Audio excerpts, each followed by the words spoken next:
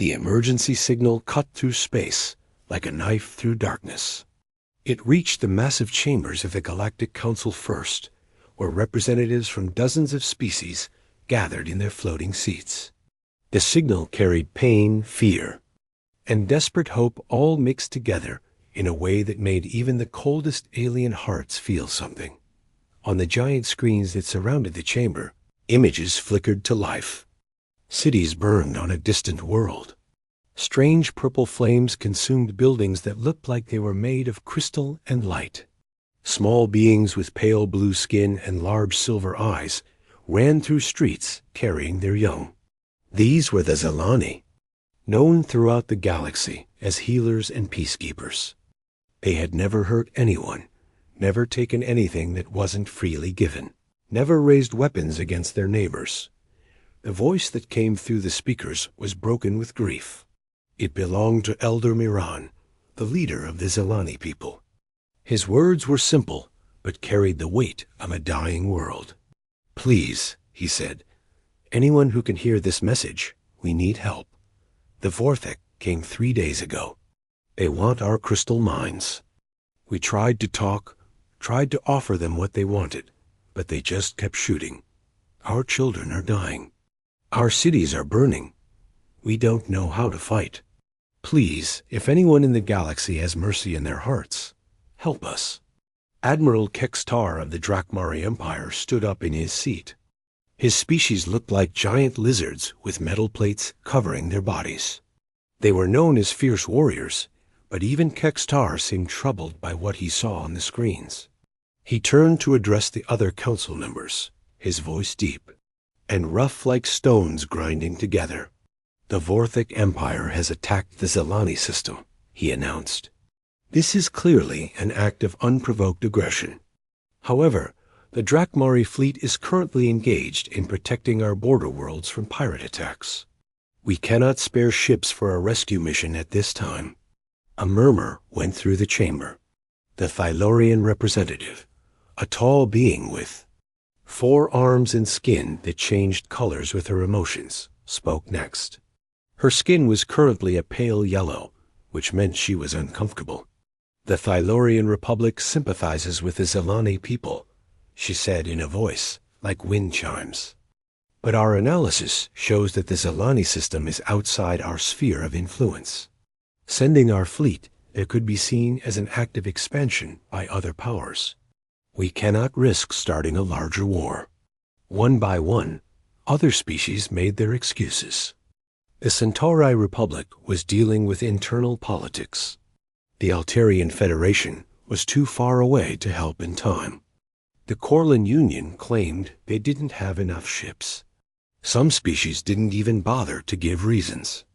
They just voted no and sat back down, while this debate continued for hours. Far away from the council chambers, a small human ship drifted through space on a routine survey mission. The USS Defiance was not a warship. It was built for exploration, with sensors instead of weapons, laboratories instead of gun turrets. Captain Jake Morrison sat in his command chair reading reports from his science team when the communication officer called out. "Captain, I'm picking up some kind of emergency broadcast," said Lieutenant Kevin Park, a young man fresh out of the academy. "It's coming from outside our sector, but the signal is really strong." Morrison was a man in his 40s with gray starting to show in his brown hair. He had kind eyes, but a jaw that showed he could be tough when needed. "Put it on screen, Kevin," he ordered. The images that filled the view screen made Morrison's blood run cold. He watched Zelani families running through burning streets. He saw small children crying as they were carried away from their homes. He listened to Elder Miran's plea for help, and something deep inside him began to burn with anger. "Sir," said his science officer, Dr. Nancy Cole, "according to our database, the Zelani are a peaceful species. They've never been involved in any conflicts. They're famous for their medical advances and their help with refugee situations." Morrison clenched his fists. He had 2 daughters back on Earth, safe in their beds every night. The thought of them, running through burning streets while no one came to help, made him feel sick. "How far are we from their system?" he asked. Lieutenant Park checked his navigation console. "About 6 days at maximum warp, sir. But, Captain, we're just an exploration ship. We've got some defensive weapons, but nothing that could fight a whole Vorthic fleet." Morrison stood up from his chair and walked to the view screen. On it, he could see a Zalani child who couldn't have been more than 5 years old, crying as explosions lit up the sky behind her. "Get me Admiral Hayes at Earth Command," he said quietly. "Priority 1. The call took several minutes to connect. Across the vast distance to Earth, when Admiral Lisa Hayes appeared on the screen, Morrison could see she was in her office late at night, probably working on paperwork. Hayes was a woman in her 50s, with short black hair and eyes that had seen too much war.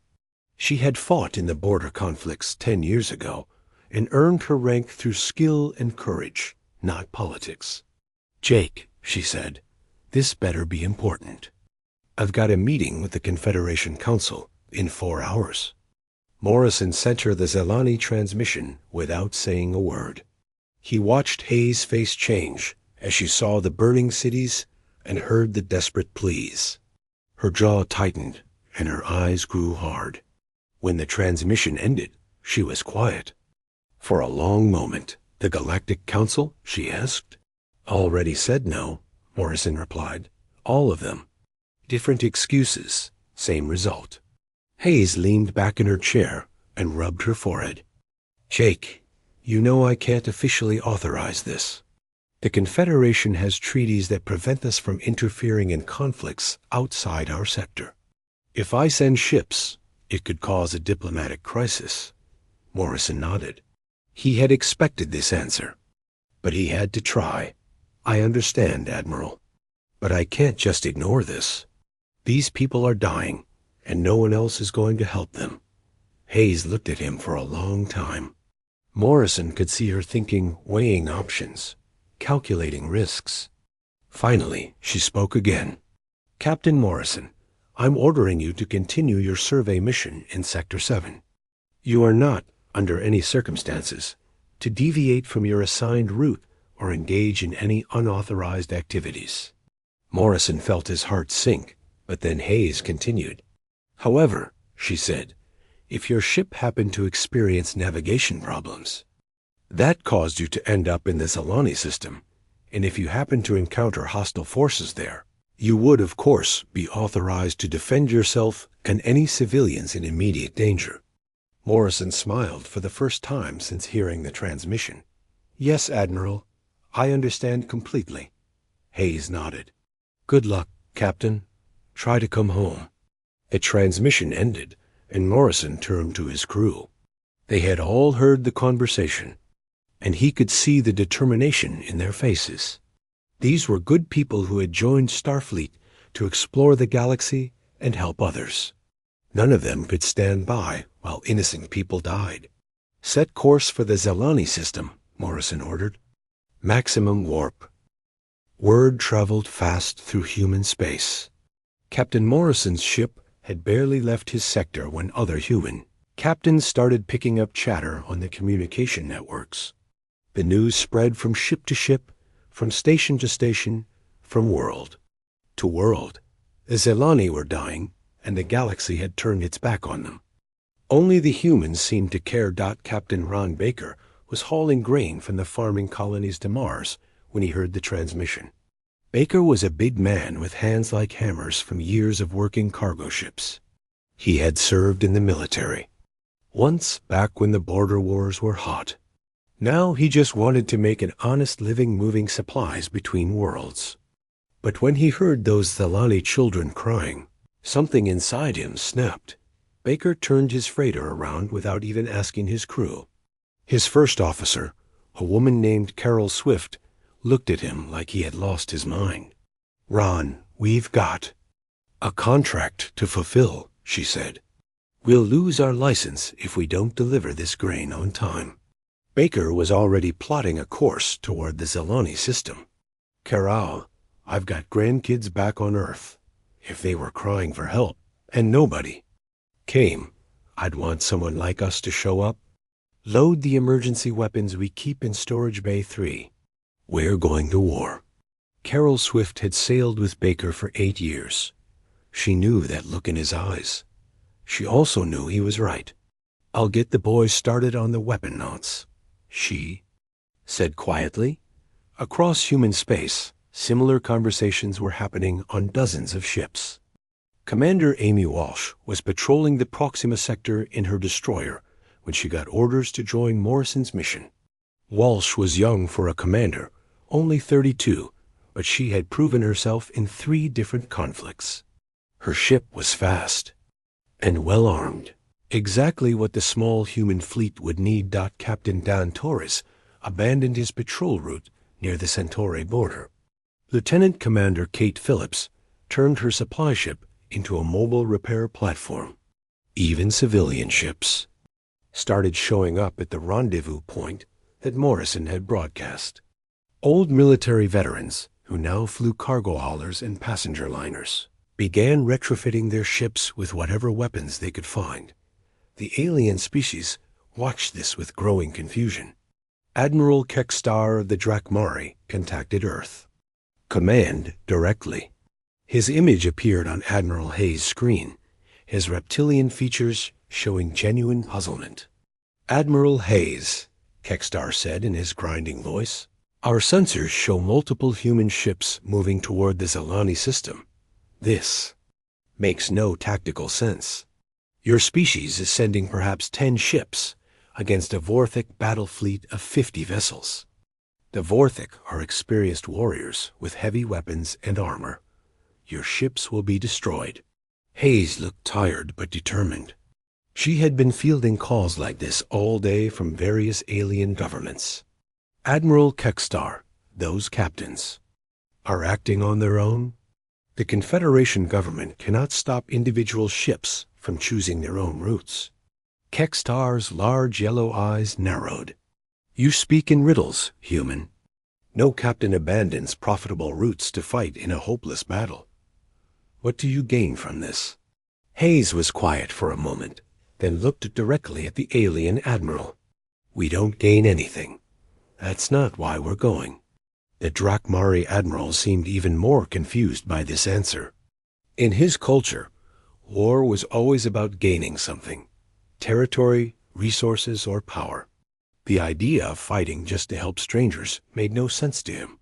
Then why? He asked. Because they asked for help, Hayes said simply. Back in space, Morrison's small fleet was growing larger every day. Ships arrived from all over human territory, each one adding to their firepower, but also reminding everyone just how desperate their situation was. Morrison held a conference call with all the captains who had joined him.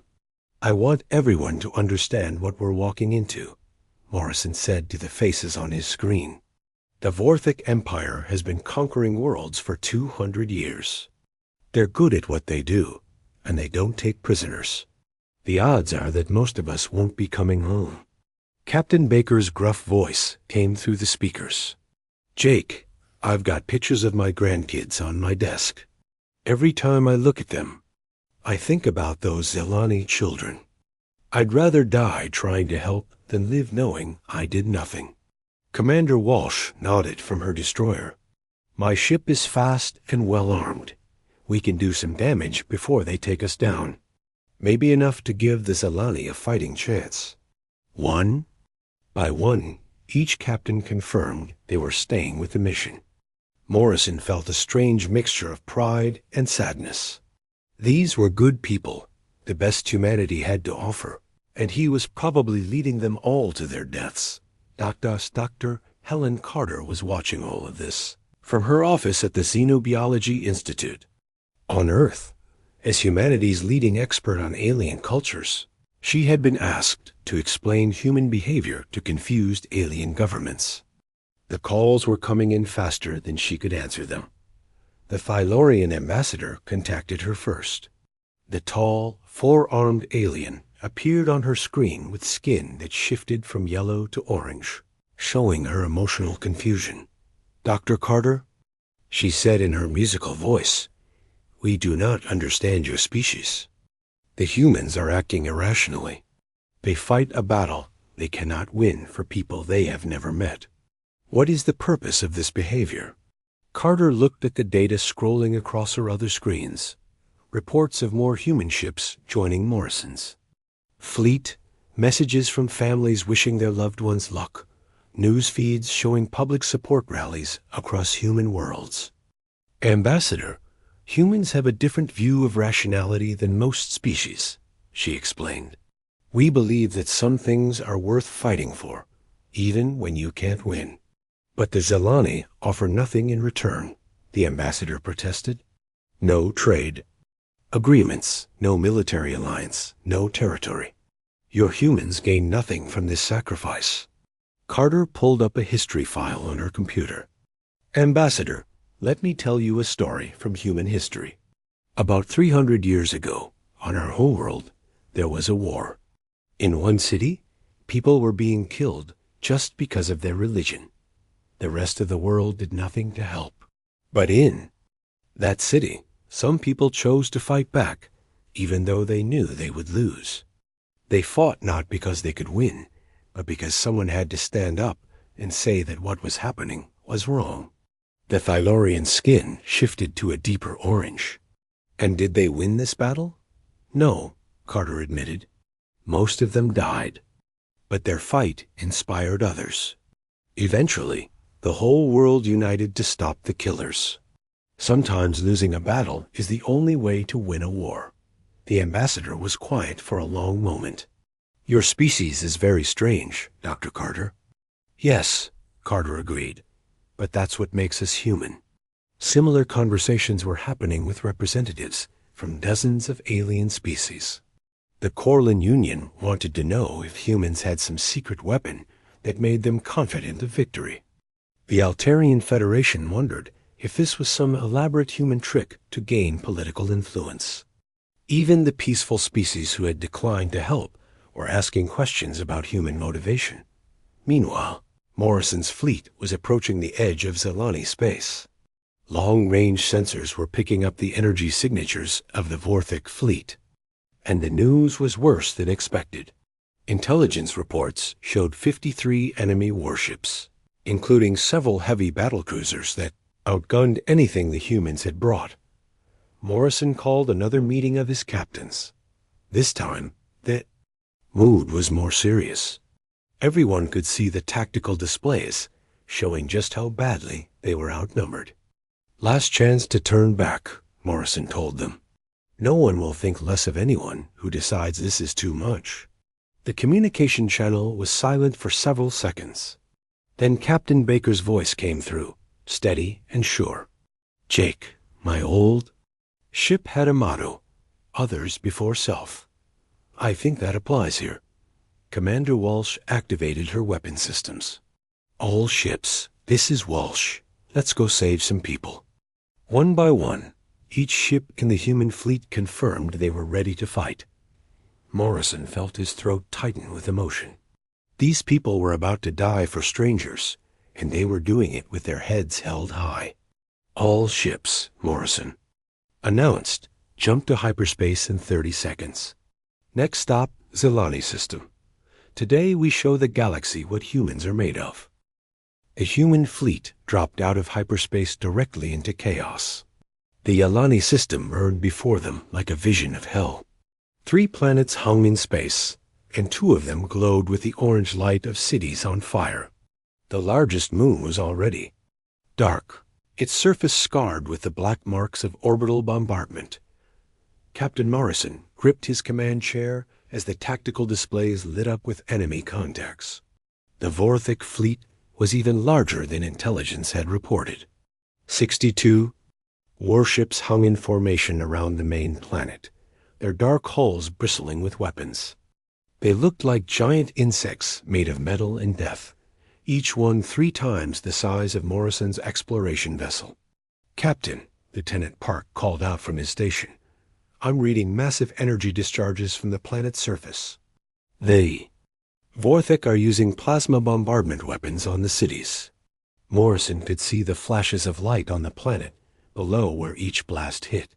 Somewhere down there, Celani families were dying while he watched. The anger that had been building in his chest for days finally exploded into action. All ships, this is Morrison, he broadcast to his small fleet. Attack pattern Delta. Hit them fast and hit them hard. We need to draw their fire away from the planet. The human ships spread out and charged directly into the Vorthik formation. It was a move so crazy that the enemy fleet hesitated for precious seconds, unable to believe what they were seeing. 12 human ships against 62 Vorthik warships, and the humans were attacking first. Commander Walsh's destroyer led the charge, her ship's weapons blazing as she targeted the nearest Vorthik cruiser. Her tactical officer, Lieutenant Brad Collins, was feeding target data to the other human ships as fast as he could process it. Multiple hits on target Alpha, he reported. Their shields are down to 60%. Captain Baker's converted freighter came in right behind Walsh, his jury-rigged weapons tearing into the same target. Baker had never been much of a tactician, but he knew how to brawl. His ship absorbed hits that would have crippled a smaller vessel, while his weapons kept firing. "Carroll," Baker shouted to his first officer, over the noise of alarms and explosions. "Route all power to the forward guns. If we're going down, we're taking some of these bastards with us." The Vorthik fleet began to respond, but they were confused by human tactics. In every battle they had ever fought, enemies tried to preserve their ships and minimize casualties. The Vorthik were methodical fighters who used overwhelming firepower to break enemy formations, then moved in for easy kills. But the humans weren't trying to preserve anything.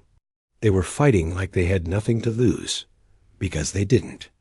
Every shot they fired was aimed at maximum damage to the enemy, regardless of what it cost them.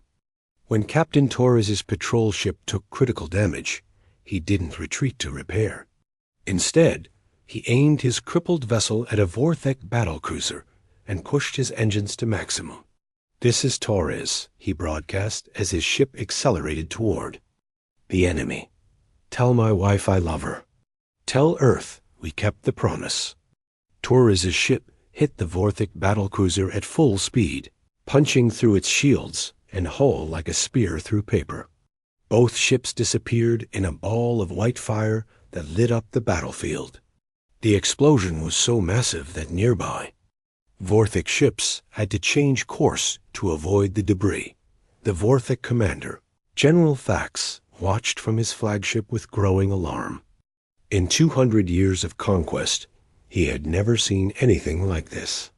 His tactical officer reported that the humans were fighting with an efficiency rating of 300%, above normal combat parameters. "What does that mean?" Thax demanded in his harsh, clicking voice. "Sir, it means they are fighting 3 times harder than any species should be capable of.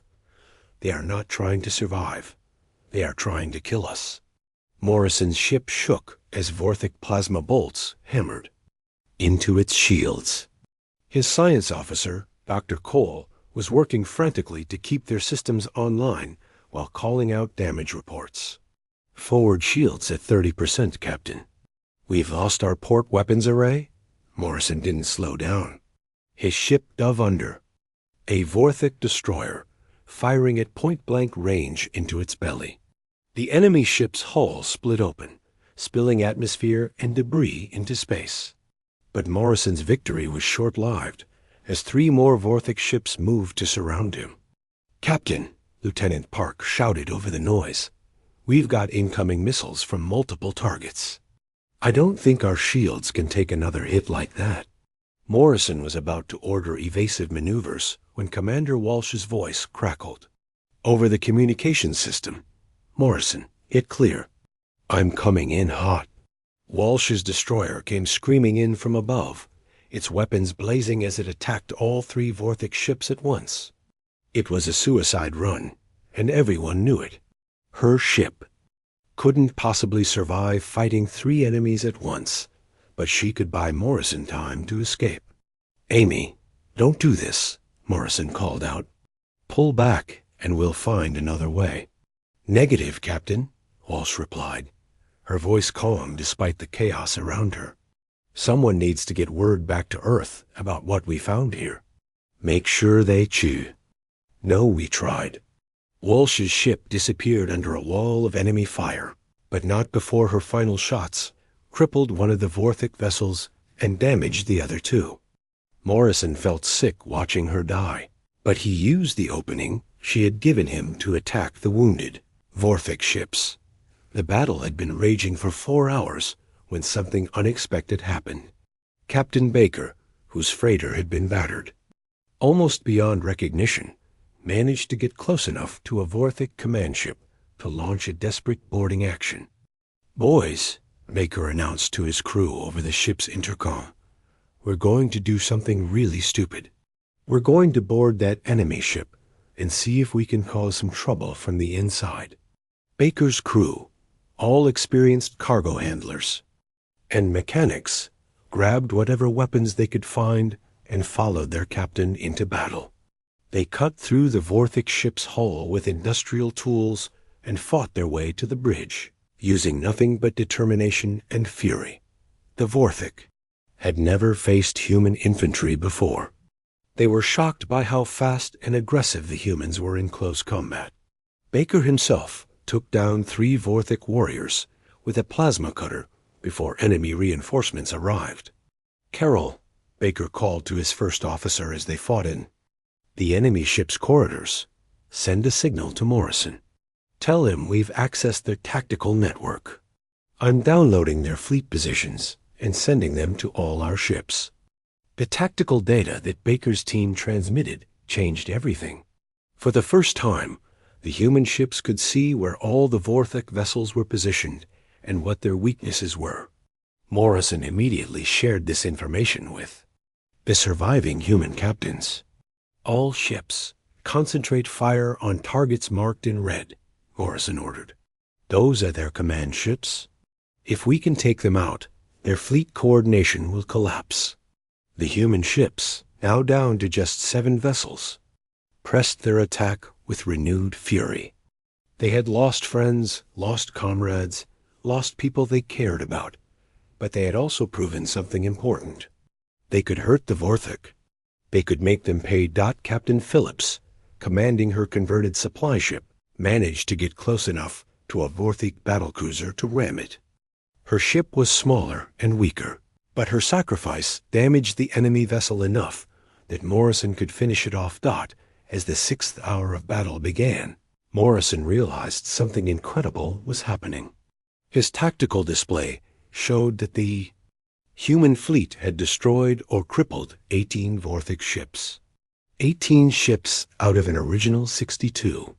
They were still badly outnumbered, but they had proven that the Vorthic could be beaten. More importantly, the orbital bombardment of the planet had stopped. The Vorthic were too busy fighting the humans to continue their attack on the Zelani cities. Every minute the battle continued was another minute that Zelani children stayed alive. Morrison's ship was barely holding together, its hull cracked and its weapons failing, but he kept fighting. Around him, the few remaining human ships continued their desperate battle against impossible odds. They were going to lose. Morrison knew that. But they were going to lose fighting, and that made all the difference. Morrison's ship limped through space like a wounded animal. Half his crew was dead or injured. His weapons were barely functional, and his hull had more holes than metal. But he was still alive, still fighting, and still looking for a way to hurt the Vorthic fleet. Around him, only 3 other human ships remained operational. Captain Baker's freighter was a floating wreck held together by emergency force fields and pure stubbornness. His boarding party had made it back to their ship, but Baker himself was badly wounded. Carol Swift had taken command and was keeping the ship in the fight through sheer determination. "Jake," Swift's voice crackled over the damaged communication system, Our sensors are picking up something strange. There's a large asteroid field about 2 million kilometers from here, and we're reading massive energy signatures from inside. Morrison checked his own sensors and felt his heart skip a beat. The readings were off the charts, far too large to be natural formations. That's their mobile command base, he realized. The Vorthik are running this whole operation from inside that asteroid field. The implications hit him immediately. If they could find and destroy the Vorthik command center, the entire enemy fleet would lose coordination. It would be like cutting off the head of a snake. But getting there would mean abandoning the battle around the planet and leaving the Zelani defenseless. Morrison made the hardest decision of his life. All remaining ships, this is Morrison. We're going after their command base. It's the only way to stop this. Captain, Dr. Cole protested from her station. If we leave now, the Vorthik will resume bombing the planet. Thousands more Zelani will die. Morrison closed his eyes for a moment, feeling the weight of command crushing down on him. Every choice meant people would die. The question was, which choice would save the most lives in the end? I know, Nancy. But if we can cut off their command structure, maybe the Zelani Defense Forces can hold them off long enough for help to arrive. The 4 remaining human ships broke away from the main battle and headed for the asteroid field. Behind them, the Vorthik fleet began to regroup and turn their weapons back toward the planet.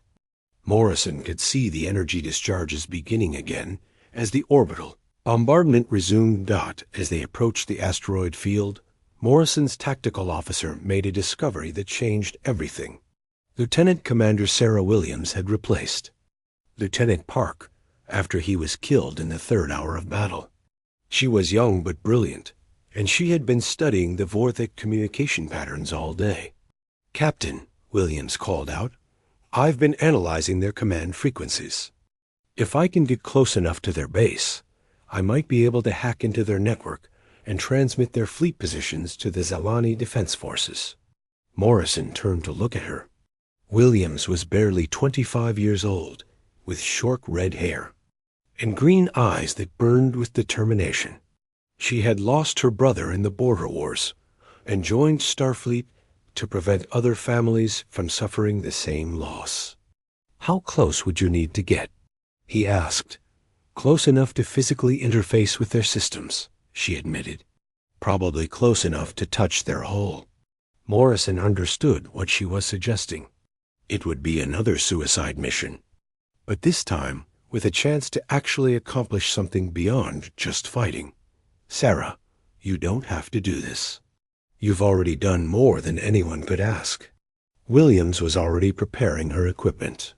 Captain, my brother died fighting pirates who were raiding civilian colonies.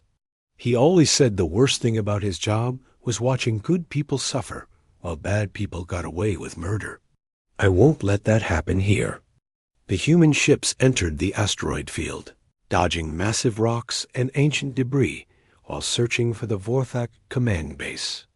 They found it hidden inside a hollowed-out asteroid the size of a small moon. The base was heavily defended, with weapon platforms and shield generators protecting it from attack. Morrison's ship made the first attack run, drawing fire from the defensive systems while the other ships tried to find a weakness. Baker's damaged freighter managed to knock out one of the shield generators before taking more hits that left it dead in space. This is Swift, Carol's voice came over the radio. We're done fighting, but our engines still work.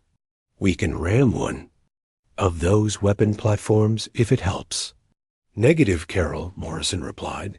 You've done enough. Try to get your people to the escape pods. Like hell, Swift shot back.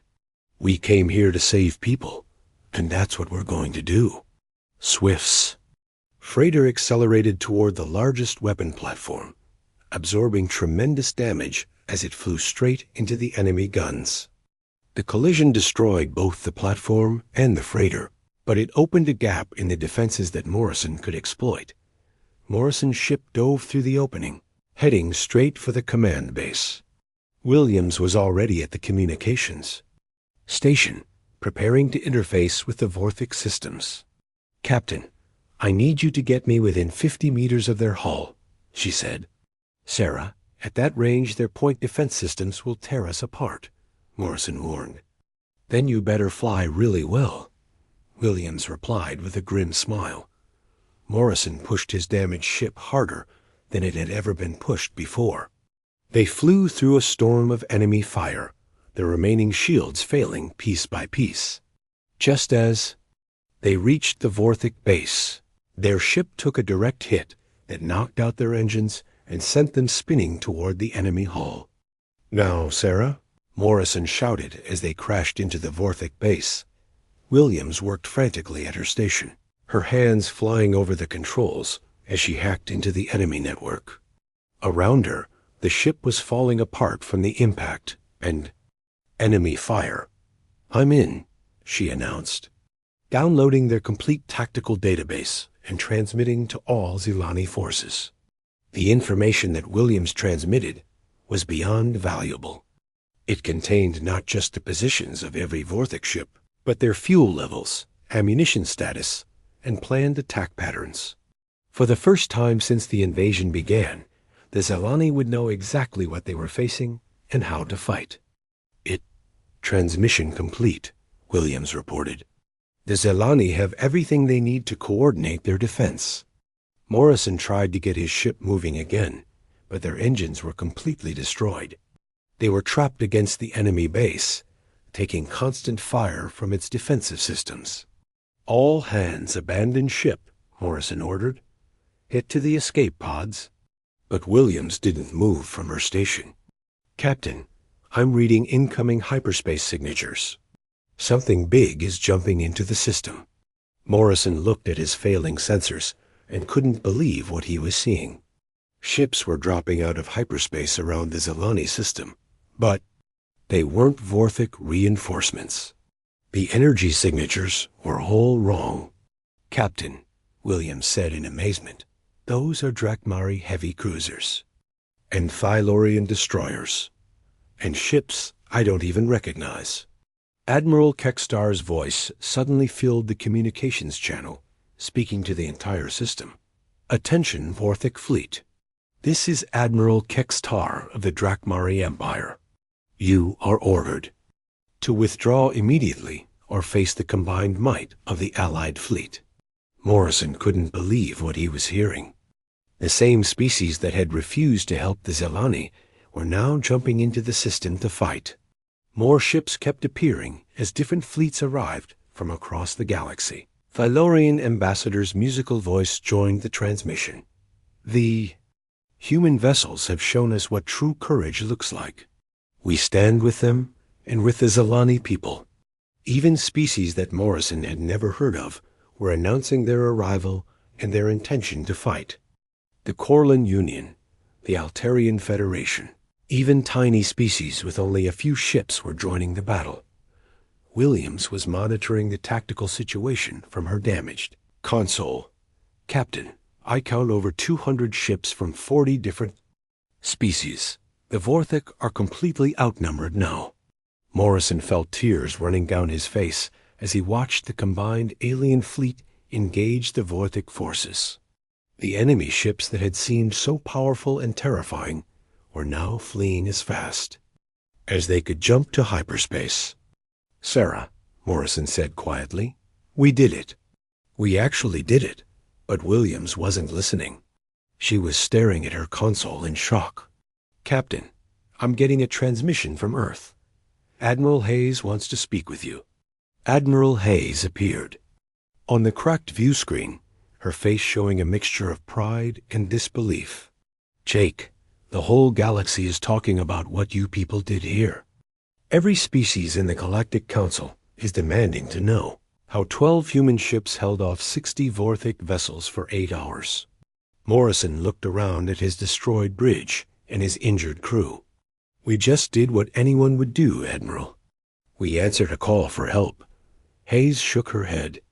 "No, Jake, that's what humans do. And apparently, it's what the galaxy needed to see." 6 months later, Captain Jake Morrison stood in the crystal gardens of New Zelani City, watching children play where bomb craters had once scarred the ground.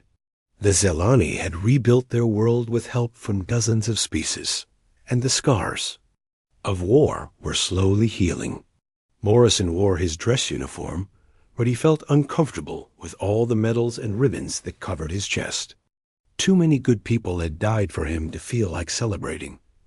Elder Miran approached him slowly, his pale blue skin glowing softly in the afternoon light. The Zelani leader was old even by his species' standards, but his large silver eyes still held the wisdom and kindness that had made him beloved by his people. In his four-fingered hands, he carried a small crystal sculpture. "Captain Morrison," Elder Miran said in his gentle voice, "I wanted to give you this before the ceremony begins. It is carved from the walls of our oldest temple, the one your people saved from destruction." Morrison accepted the gift carefully. The crystal was warm to the touch and seemed to glow with an inner light. Carved into its surface was an image of human and Zelani children playing together. "Elder Miran, I don't deserve this. We lost so many ships, so many good people." The old Zelani placed one of his hands on Morrison's shoulder. "Captain, do you see those children playing in the garden?" he asked, pointing to a group of young Zelani who were laughing and chasing each other around the crystal trees. "Every one of them is alive because you and your people answered our call for help. Their parents have named them after your ships and your fallen crews. There is a little girl named Amy in honor of Commander Walsh, and a boy called Ron for captain." "Baker." Morrison felt his throat tighten with emotion. "They were better people than I am, Elder. They deserve to see this day." "Perhaps," Elder Moran agreed. "But you are here, and they would want you to see what your sacrifice accomplished. Come, the ceremony is about to begin." Morrison followed the Zelani leader to the great plaza, where representatives from over 50 species had gathered. The sight still amazed him. 6 months ago, these same species had refused to help the Zelani. Now they were working together like they had been allies for centuries. Admiral Kextar of the Drakmari Empire stood at the center of the plaza, his reptilian features somehow managing to look dignified in his formal robes. Next to him was the Thalorian ambassador, her skin shifting through gentle colors that indicated peaceful emotions. Even species that Morrison had never heard of before the battle were represented in the crowd. Dr. Helen Carter from Earth had arrived the day before to witness the ceremony. As humanities expert on alien cultures, she had been studying what the humans had accomplished in the Zelani system. Her research was showing results that amazed even her. "Jake," Dr. Carter said, as she joined Morrison and Elder Moran, "do you realize what you people started here? The Galactic Council has been completely restructured. They're calling it the United Species Alliance now, and every member species has committed to mutual defense agreements." Morrison shook his head in disbelief. "Helen, we just tried to help some people who were in trouble. We didn't set out to change the galaxy. That's exactly why it worked," Carter replied. "Every species in the galaxy has been watching the recordings of your battle. They've seen human ships ramming enemy vessels 3 times their size. They've watched your crews sacrifice themselves for people they'd never met. It's changed how they think about what it means to be civilized." The ceremony began with Admiral Kextar addressing the crowd. His deep, grinding voice carried across the plaza as he spoke. 6 months ago, the Drakmari Empire refused to help the Zelani people because we said it was not profitable. We were wrong. The humans showed us that some things are more valuable than profit or territory or political advantage. The Drakmari Admiral turned to look directly at Morrison. "Captain Morrison, your species taught us what courage really means. Courage is not about having superior weapons or overwhelming numbers. Courage is about doing what is right when everyone else turns away." The Thalorian ambassador spoke next, her musical voice filled with emotion. The Thylorean Republic has always prided itself on being logical and practical. We calculated the costs of helping the Zilani and decided it was too expensive. But humans showed us that some calculations cannot be made with numbers alone. One by one, representatives from different species stood up to speak. Each one told the same basic story. They had watched humans sacrifice everything for strangers, and it had changed something fundamental in how they saw the universe. The ceremony continued for hours, but Morrison barely heard most of it. His mind kept drifting back to the friends he had lost in the battle. Commander Walsh, who had died protecting his ship. Captain Baker, who had led a boarding party against impossible odds. Captain Toyes, who had rammed his ship into an enemy cruiser. All the others who had given their lives so that Zilani children could play in Crystal Gardens. When the speeches ended, Elder Moran stood up to make the final announcement.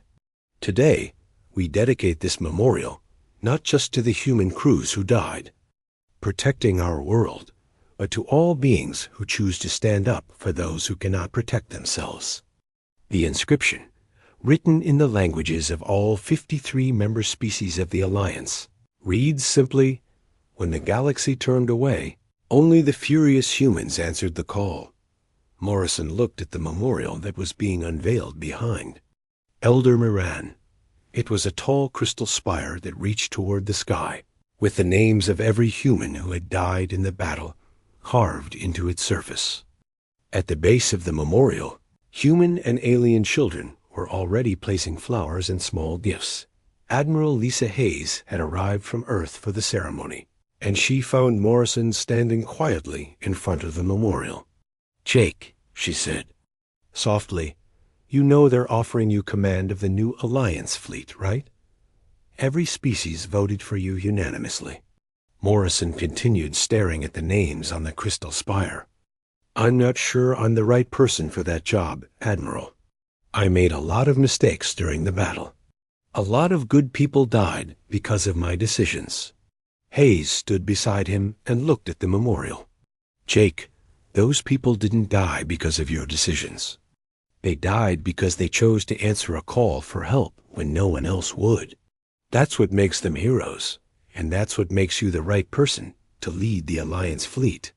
As if summoned by their conversation, a young Zilani boy approached them shyly. He couldn't have been more than 8 years old, and he was carrying a small bouquet of crystal flowers. The boy walked up to Morrison and offered him the flowers. "Captain Morrison," the boy said in careful English, "my name is Jake. My parents named me after you. Thank you for saving my family." Morrison knelt down to accept the flowers, feeling tears running down his face.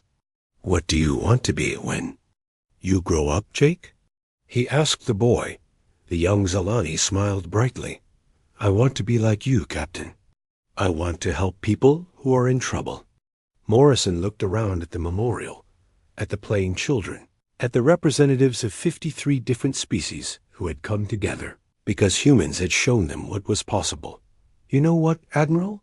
he said to Hayes, "maybe I am the right person for this job after all." 3 days later, Morrison stood on the bridge of his new flagship, the Alliance vessel Hope. His crew was made up of officers from 12 different species, all working together toward the same goal. They had just received a distress signal from a remote system where a peaceful species was under attack by pirates. Morrison looked at his diverse crew and smiled. "All hands, this is the captain. We just received a call for help. Set course for the Altair system, maximum warp. Time to show the galaxy that the Alliance keeps its promises." As the Hope jumped to hyperspace, Morrison thought about the friends he had lost and the children who would live because of their sacrifice. The galaxy had learned that some things were worth fighting for, regardless of the cost. The lesson had been expensive, paid for with human blood, but it had changed everything. In the crystal gardens of New Zilani City, alien children played games they had learned from human visitors, while their parents worked alongside humans to build a better future. The memorial spire caught the light of the setting sun And for just a moment, it seemed like the names carved into its surface were glowing with the same inner fire that had driven their owners to answer a call for help when no one else would. Galaxy had learned what it meant to be truly civilized, and it had learned it from the furious humans who answered the call.